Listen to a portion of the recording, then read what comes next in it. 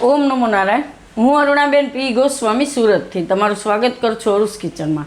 તો આજે આપણે બનાવશું પનીર ને મકાઈનું સલાડ. તો એના સારું આપણે આ થોડુંક પનીર લીધું છે, આ રીતે ટુકડા કરીને, આ એક નાનો વાટકો, અને એક આપણે મકાઈ લીધી હતી, એને બાફી નાખીશ થોડુંક મીઠું હળદર નાખીને. થોડાક લીલા ધાણા લીધા છે અને 2 ચમચી જેટલું ઘી લીધું.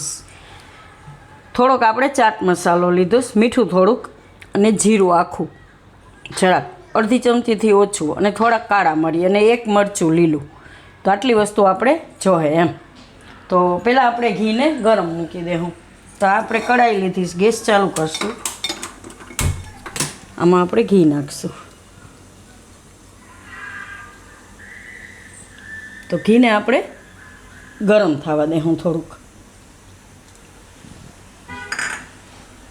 તો ઘી આપણું ગરમ થઈ ગયું છે, એમાં નાખીશું થોડુંક જીરું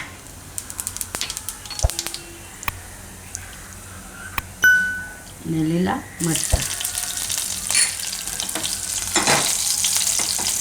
ગેસ ધીમો કરી દેવાનો ને આમાં આપણે પનીર મૂકી દઈશું આ રીતે.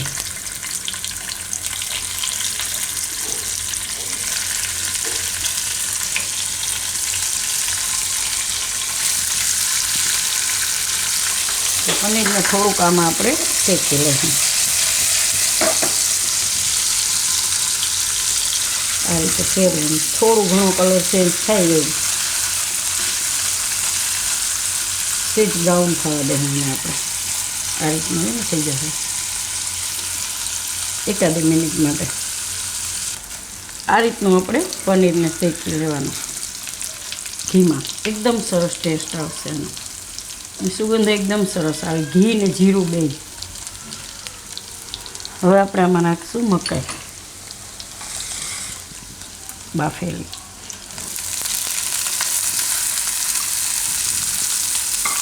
અને મસાલા.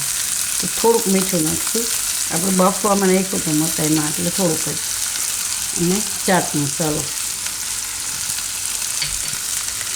મરી પાવડર. આ બધું આપણે મિક્સ કરી લઈશું આ રીતે.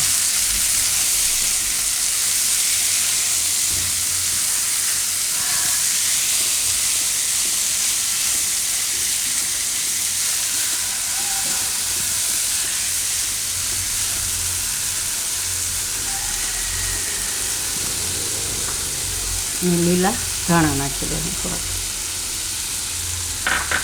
ગેસ બંધ કરી દઈશું.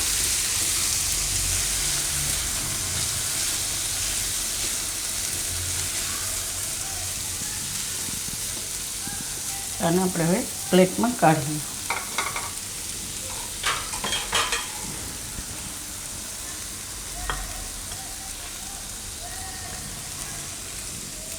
એકદમ મસ્ત લાગે છે ખાવામાં.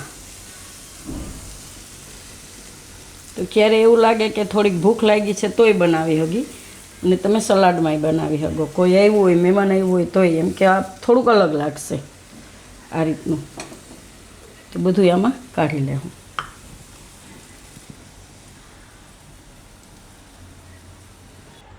તો તૈયાર છે આપણું મકાઈ ને પનીરનું સલાડ.